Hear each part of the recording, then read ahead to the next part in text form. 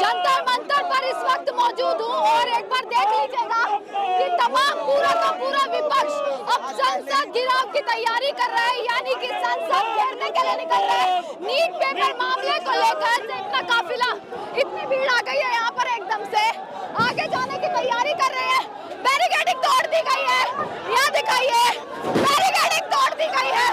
Barricading तोड़कर जो है लोग आगे निकल रहे हैं, ये दिखाइएगा, बैरिकेडिंग तोड़कर लोग आगे निकल रहे हैं यहाँ पर। करण आप यहाँ पर आ जाइएगा कि ये देखिए, बैरिकेडिंग तोड़कर एक बार पीछे चले जाइए, कैमरा देख रहे हैं पीछे का, बैरिकेडिंग तोड़कर जिंदाबाद लोग जो है वो बढ़ रहे हैं यहाँ। ये देखिए, यहाँ से तस्वीर कि दूसरी तरफ पुलिस है और बैरिकेडिंग को पार करने की पूरी कोशिश, बैरिकेडिंग को कोशिश कर रहे हैं पूरे। ये दिखाइए किस तरीके से अल्लाह बोल, क्यों अल्लाह बोल? ये नीट छात्रों के लिए हल्ला बोल। 24 लाख जो छात्र हैं और उनके माता पिता जो है, कुल 1.5 करोड़ छात्रों के छात्र और माता पिताओं के लिए ये हल्ला बोल है। बिल्कुल, यहाँ पर देखिए ये माहौल अब चालू रखिएगा, ये माहौल आप यहाँ से देख लीजिएगा।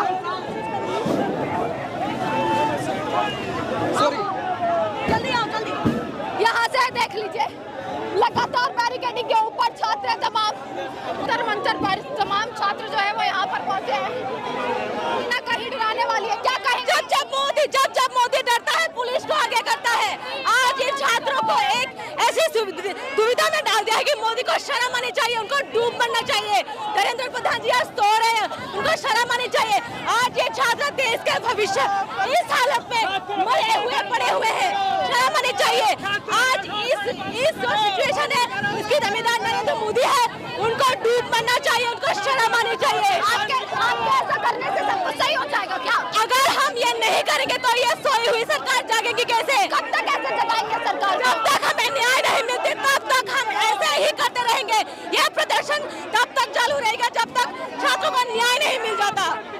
आज तो संसद का पहला सत्र है, देखिए ये सबसे बड़ी शर्म की बात है, पहला दिन, लेकिन आज छात्र ऐसे सड़क पे आके अपने न्याय के लिए रोते बिलखते सामने आ रहे हैं।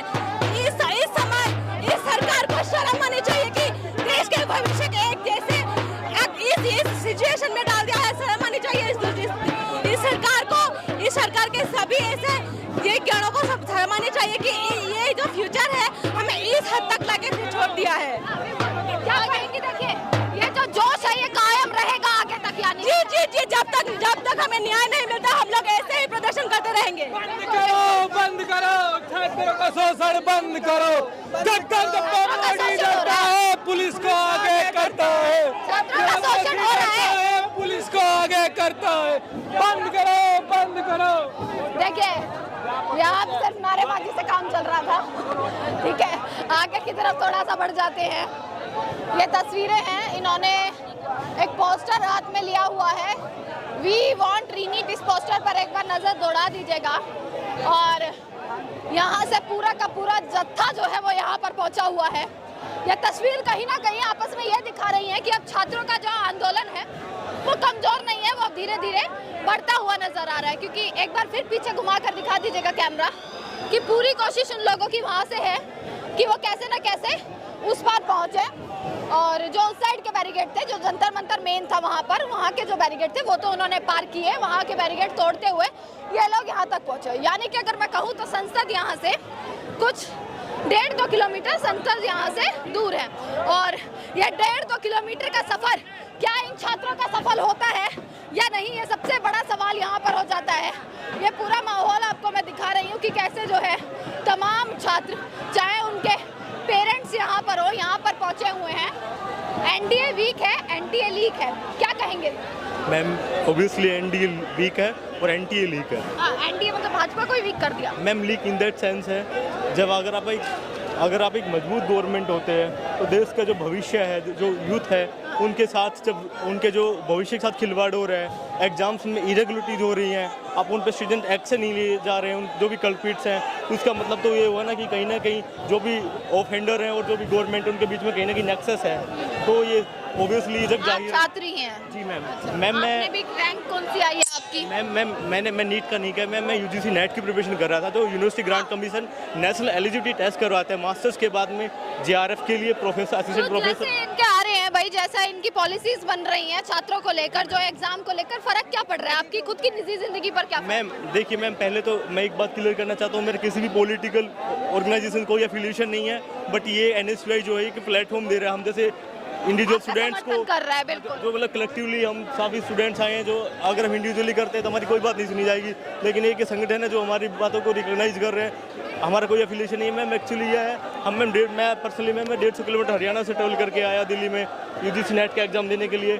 2 साल की मेहनत करने के बाद में एक ही महत्वाकांक्षा थी कि यहाँ से फिर पीएचडी मेडिसिन लेंगे, असिस्टेंट प्रोफेसर करें, हम लोग असिस्टेंट प्रोफेसर जॉब के लिए हम एलिजिबल हो जाएंगे, या फिर हम लोगों को जेआर मिलेगा, उन्हें जो रिसर्च फेलोशिप है वो मिलेगा। लेकिन जैसे हम घर पहुंचते हैं नेक्स्ट डे पता लगता है कि एग्जाम में लीक हो गया था, इसलिए पेपर कैंसिल हो गया है। मैम कहीं ना कहीं हमारे भविष्य के साथ ही खिलवाड़ हो रहा है। तो सरकार कहीं ना कहीं अब पूरी तरीके से कमजोर हो चुकी है कि वो एक टेस्टिंग एजेंसी भी अपॉइंट नहीं कर पा रही है। मैम टेस्टिंग एजेंसी मैम देखिए जो भी होगा, लेकिन ये तो सरकार ही जानेगी इन लोगों ने क्या मैम प्रैक्टिस की है। सवाल सरकार से ही करेंगे मैम सरकार से सवाल भी करते हैं और सरकार को सजेशन भी देते हैं मैम हमारे यहाँ जैसे कि यूपीएससी प्रेस्टीजियस ऑर्गेनाइजेशन है, कमीशन है, प्रेस्टीजियस कमीशन है, वो आईएएस का एग्जाम करता है, आईईएस का करता है, उसके अलावा वो आपका आईएफएस का करता है, फॉरेन सर्विस का, फॉरेस्ट सर्विस का करता है, पुलिस सर्विस का करता है।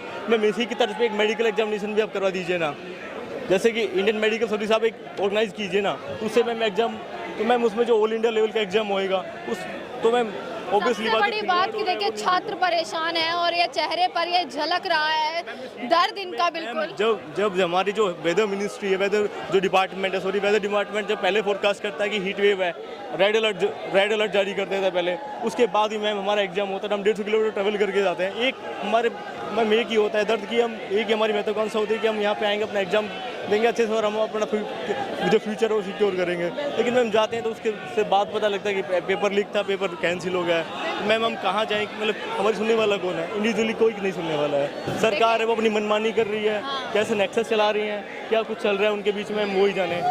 बट एक स्टूडेंट की तो यही मतलब दुख दर्द पीड़ा है कि जो भी हो रहा है उसमें रिफॉर्म किया जाए, जो भी इसमें कल्पिट है उस पर स्ट्रिंजेंट एक्शन लिए जाएँ, जो भी नेक्सस है उसको तोड़ा जाए, वापस एग्जाम होए, फेयर मेहनत से जो एग्जाम होए। देखिए छात्र, क्या नाम है? मैं मोहित और हरियाणा से आप आए। देखिए ये छात्रों की पुकार है, ये छात्रों का दर्द है जो शायद सरकार को सुनना चाहिए, क्योंकि कड़ी धूप में अगर छात्र अगर सड़कों पर बैठा है तो वो किसी वजह से ही बैठा है, किसी मांग के लिए बैठा है। तो ये सरकार की कहीं ना कहीं एक रिस्पॉन्सिबिलिटी बन जाती है कि इनकी बातों को सुना जाए। ये देख लीजिएगा, ये आगे का माहौल आप देख लीजिएगा एक बार।